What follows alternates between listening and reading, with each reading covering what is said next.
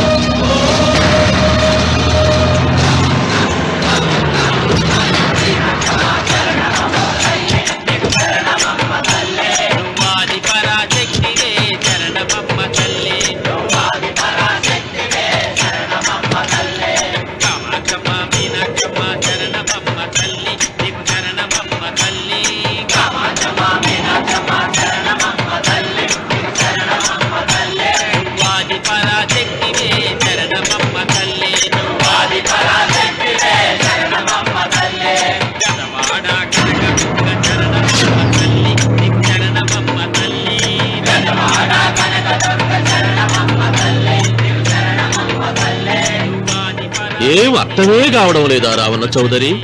నువ్వు చదివింది ఒక్కాకు తమలపాకు, నేను చదివింది 10 ఆకులు విస్తరాకు. నీకీ భూమి సిక్కనే కూడా. సిక్కకుంటే నువ్వేం చేస్తావో నాకు తెలుసు. సుబ్బారాయుడికి చూపినట్టు తాళిబొట్టు చూపించి గబ్బు లేపుతావు, లేకుంటే ఫైల్ వారికి చేసినట్టు ఎముకల్లోకి సున్నం లేకుండా పిండి లేపుతావు. అదానికి నేనే ముందుగా కొట్టిన గాయం ఏడ ఉందో తెలియని కముకు దెబ్బ. 30 ఎకరాల భూమి నిత్యాన్నదానం కోసం అమ్మవారి దేవాలయానికి రాసేసిన ఈ దేశంలో నేను పోయేదానికి యాకోర్టు లేదు. అదానికి దేవుని కోర్టుకు రాసినా నువ్వు వాటికి రాలేవు. నా 30 ఎకరాలు నాకు దక్కకున్నా పర్వాలేదు, నీకు దక్కకూడదు. నా పొలం ఆక్రమించుకుందామన్న అహంతో పొగరుతో ఇంటికొచ్చినావు.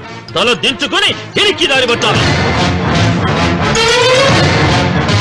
నీకీ భూమిలో చారుడు మట్టి గుడక దొరకదు రావణ చౌదరి. కావాలనుకుంటే గుప్పెడు ముద్ద దొరుకుతాది, అది గుడక వాళ్ళ మధ్యలో కూర్చొని తింటే ఎట్లుండదు నా దెబ్బ.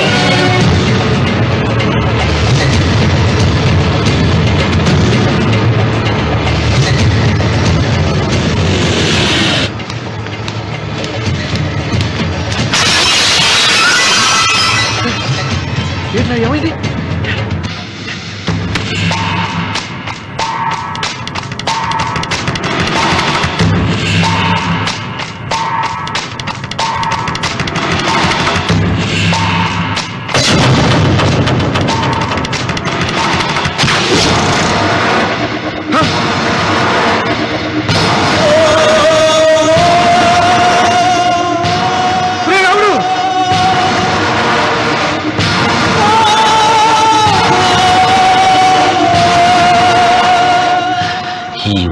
ఇంకా రక్తం ఉండగానే, ఈ ఊపిరి ఇంకా పీలుస్తూ ఉండగానే, ఈ గుండె ఇంకా కొట్టుకుంటూ ఉండగానే ఓటమి నా వీపు తట్టింది.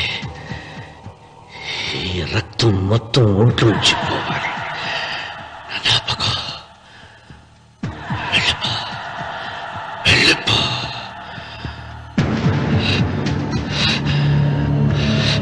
అమ్మా సీతారత్న, అబ్బాయిరా పెళ్లికి వెళ్ళారండి. అయ్యో రే, నువ్వు వెళ్ళి డాక్టర్ తీసుకురా. అయ్యో నీ బుర్రే బుర్రా.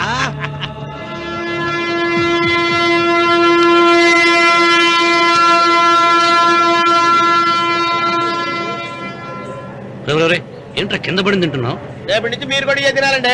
ఎందుకురా? లేకపోతే ఏంటండి, పని ఏమైనా ప్రేమించగానే సరిపోలేదండి, వాళ్ళు అలవాట్లు కూడా నేర్చుకోవాలి. అందుకని రేపటి నుంచి చికెన్ నేను తింటాను, జొన్న రొట్టె కొట్టుగా మీరు తినండి. ప్రేమకు పేదరికం అంటారు. ఆ అమ్మాయి కోసం నా ప్రాణాలనే ఇస్తాను. పని మనిషిని ప్రేమించావా? అమ్మా నీ దండం పెడతానే, పని మనిషిని కలుపుకులా తీసేయద్దు. ఆ అమ్మాయి అంటే నాకు ఇష్టమమ్మా. అమ్మగారు ప్రతి పెళ్లికి అబ్బాయి గారు తీసుకెళ్ళి వాళ్ళ ఎత్తి అక్షంతలు వేయించడమే కానీ ఆయన నెత్తి మీద అక్షంతలు ఎప్పుడు ఇస్తారండి? అసలు ముద్దుపోయిన బెడకాయలో తయారవుతున్నాడు. అబ్బే, నేనండి. ఆ అమ్మాయి దేవురు ఆ విషయాలన్నీ నేను తర్వాత చెప్తాను కానీ అమ్మగారు ఆ చేతుల మీద కానీ నాకు కూడా పెళ్లి చేయండి. నీకు పెళ్ళా? అవునమ్మగారు, అబ్బాయి గారు పని అమ్మాయిని ప్రేమిస్తే నేను బాగా డబ్బులు ఉన్న అమ్మాయిని ప్రేమించారండి. అదిగో రైలు సిగ్నల్ ఇచ్చారండి. మీరు మా పెళ్లికి కూడా సిగ్నల్ ఇచ్చేస్తే ఈ రోజు మీ ఇద్దరికి ఏమైందిరా? ప్రేమలో పడ్డాం. ఆ? నమస్కారం బాబు గారు. నమస్కారం అండి. రండి.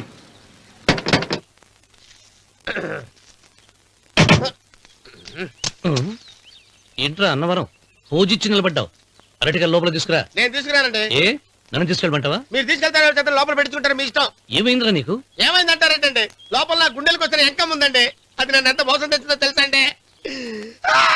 అయ్యో, ఆ విషయం నేనే మర్చిపోయాను. ఒరే అన్నవరం, తమరు మాత్రం వెంకమ్మను మోసం చేయలే? నేనే మోసం చేశానమ్మా. అదేనమ్మా, 100 ఎకరాల పొలం ఉంది, 200 ఎకరాల పొలం ఉంది అని చెప్పావు కదా. అందుకని నోరు మూసుకుని లోపలికి వచ్చి వెంకమ్మ నాకంటే ముందు నువ్వు పెళ్లి చేసుకో. ఆ తర్వాత రుక్మిణి నేను పెళ్లి చేసుకుంటా. అరటిగా తీసుకురా. నేను రాను.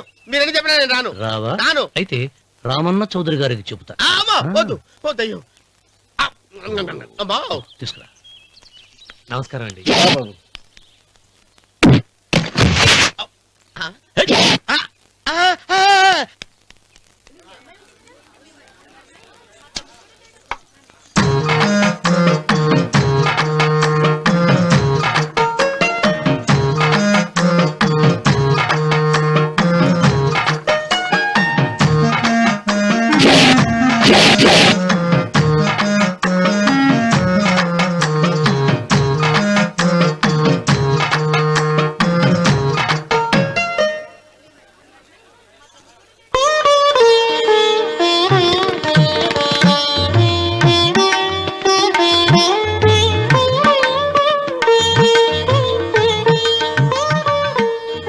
పంతులు గారు, ఇప్పటికే ఆలస్యమైంది. త్వరగా జాతకాలు చూసి లగ్న పత్రికలు రాయించండి. నేను అదే కంగారు పడుతున్నానండి. ఇప్పటికే ఆలస్యం అయిపోయింది, మంచి ముహూర్తం దాటిపోతుందేమోనని. మీరు మాత్రం ఏం చేస్తారండి? మీ ఊరు నుంచి బయలుదేరి రావాలంటే ఒకవైపు కొండ, ఇంకోవైపు చెరువు, మధ్యలో ఆలయం. ఆలయం లేకపోతే సమయానికి వచ్చి ఉండేవాడుగా. గాయం ఏడ ఉందో తెలియని కమ్మకు దెబ్బ. 30 ఎకరాల భూమి నిత్యాన్నదానం కోసం అమ్మవారి దేవుడానికి రాసేసిన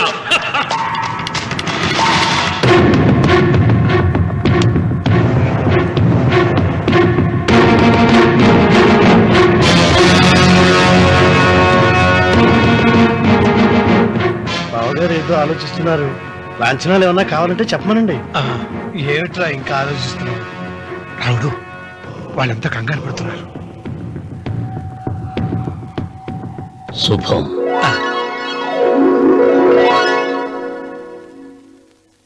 ఏం మాట్లాడుతున్నారు రావణ చౌదరి గారు? ఆలయం కూలగొట్టించి రొట్టేయించాలా? ఇన్ని సంవత్సరాలుగా మన గ్రామం కుగ్రామంగా మిగిలిపోవటానికి రహదారి సదుపాయం లేకపోవడమే కారణం. ఇదిగో 6 మైళ్ల పొడవున రోడ్డు వేయించడానికి ప్లాన్ సిద్ధం చేశాను. దీని మూలంగా నేను 120 ఎకరాల పొలాన్ని పోగొట్టుకుంటాను. అది సరేనండి, మరి ఆలయము? పదవిలో ఉన్న వాళ్ళు ఆలోచించవలసింది ఆలయాన్ని గురించి కాదు, ప్రజల శ్రేయస్సు గురించి. ఒక పక్క కొండ, ఇంకొక పక్క చెరువు, మధ్యలో ఆలయం. దాన్ని పడగొట్టకపోతే ఇంకో 6 మైళ్ల దూరం ఎక్కువ పెరుగుతుంది. అది అమ్మవారి ఆలయము. నోరు లేని అమ్మవారి కంటే నోరున్న జనం గొప్పవాళ్ళు. రోడ్డు లేకపోబట్టి ఈ పల్లెలోని పేద ప్రజలు పండించుకున్న కూరగాయలు పట్టణానికి తీసుకెళ్లలేకపోతున్నారు. వాళ్ళ బాగు కోసం రోడ్డు వేయించి తీరుతాను. దానికోసం ఏమైనా చేస్తాను. ఏం చౌదరి గారు, మీ ఇంటి మొగల శివలింగం ఆన్నే ఉండాలా? దానికి దినాము పూజలు పురస్కారాలు జరుగుతాండాలా? అమ్మవారి దేవళం మాత్రం కూలగొట్టాలనా? మీరు మీ ఇంటి ముందున్న శివలింగాన్ని పీకి పారేయండి, అప్పుడు ఆయన ఒప్పుకుంటాడు. నువ్వు ఈ మాటను అంగీకరిస్తున్నావా? ఒప్పుకోండి సాంబశివరావు గారు.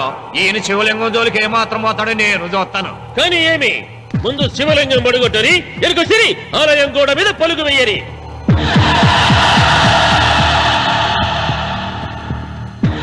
ముందుకేసిన అడుగు వెనక్కి తీసి అలవాటు ఈ రామన్నకు లేదు. నేను మడమ తిప్పను. మీరు మాట తప్పితే మరణహోమమే.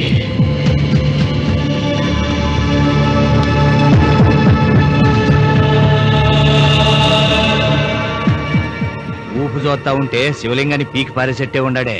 అయితే సాంబశివరావు గారి 30 ఎకరాలకు ఎసరే. ఆ ఇంటి ముందుండేటిది మామూలు రాయి కాదయ్యా, మహిమగల శివలింగము. తరతరాలుగా వాళ్ళ వంశాన్ని కాపాడుతాడాడే దేవుడు. చెయ్యి వెయ్యని తెలుసది.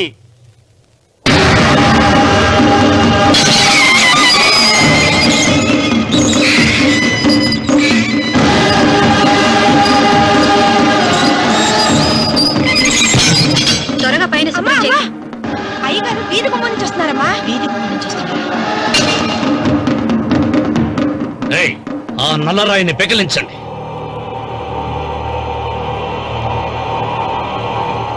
ఓ, మీరందరూ హిందువులు. మీకు కళ్ళు పోతాయి, మీ జీవితాలు కుళ్ళిపోతాయి అన్నారు. అయ్యా, ముస్లిం అయినా హిందూ అయినా దేవుడు దేవుడే. నేను ఈ పాపం చేయలేను. పాపం? దేవుడి ముందు చేతులు కట్టుకుని నిలబడటమే శాపం రా. నేనే పెకలిస్తాను. ఏమండి? ఏమండి? ఏమండి? వద్దండి. ఏమండి? ఏమండి? నా మాట వినండి. సీత! వద్దండి. ఉత్తమ జాతి స్త్రీ ఒక్కసారి కోరిక కోరుతుంది, రెండోసారి అడగకూడదు. వద్దండి.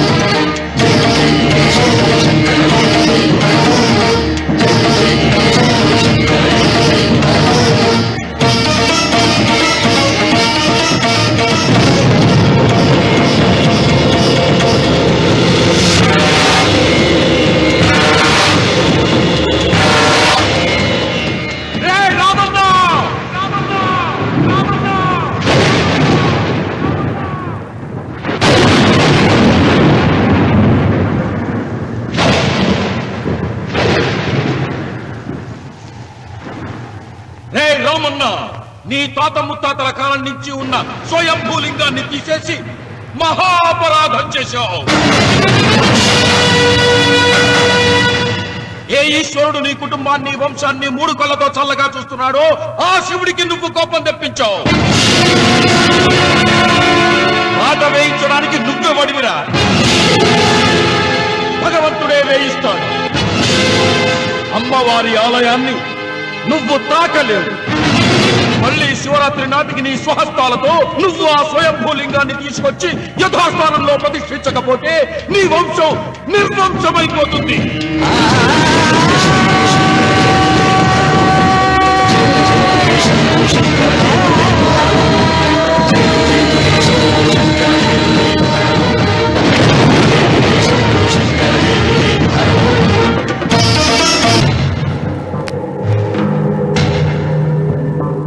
శివలింగాన్ని మీకు చెరులో మారేశాడు. ఇంకా గుడి మీద కూడా వస్తాడు. ఎక్కడొస్తాడు? జటాధర స్వామి శపించాడు కదా, జారిపోయి ఉంటాడు. రామున్న మొండివాడు పాపారావు. శాపాలకు తాపాలకు లొంగిటోడు కాదు, వస్తాడు. అతను వచ్చే లోపే పొలం ఆక్రమించుకోకుండా దేవళం కూలగొట్టకుండా ఏదో ఆలోచించాల.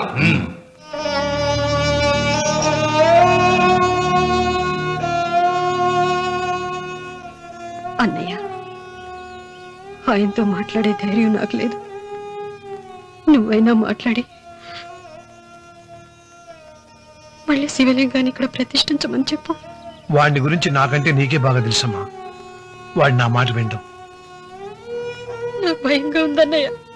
ఆపద ఏ వైపు నుంచి వస్తుందో ఏమిటో.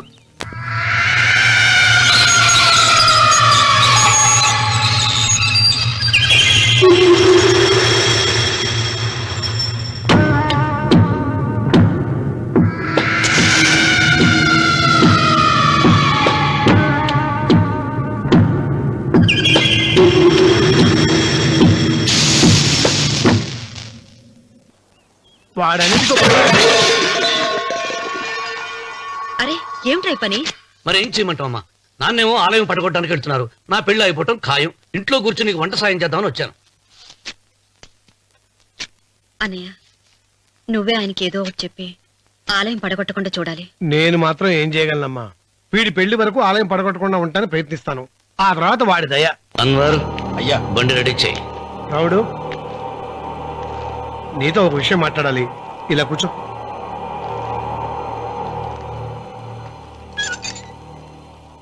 ఆలయం విషయంలో నీ పంతం మానుకోవా? నిన్న జరిగింది మరచిపోను. నేడు జరగాల్సింది వాయిదా వేయను. రేపు జరగబోయే దాన్ని గురించి ఆలోచించను. ఆలయాన్ని ఈ రోజే పడగొట్టిస్తాను. నీకు కావాల్సింది పొలం కదా, ఆలయం జోలికి ఎందుకు వెళ్ళటం?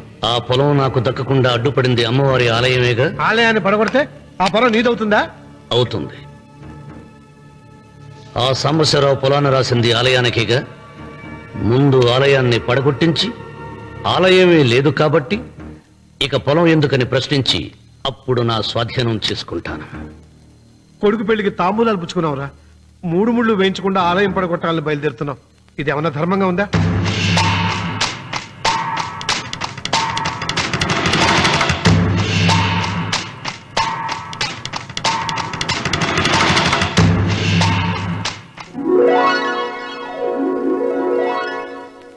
And for more videos, please subscribe to iDream. Please subscribe to iDream. Please subscribe iDream. And please subscribe to iDream. For more videos, subscribe to iDream. please like, share and subscribe to the channel. Congratulations, iDream. Subscribe to iDream. Subscribe to iDream. So subscribe to iDream Media.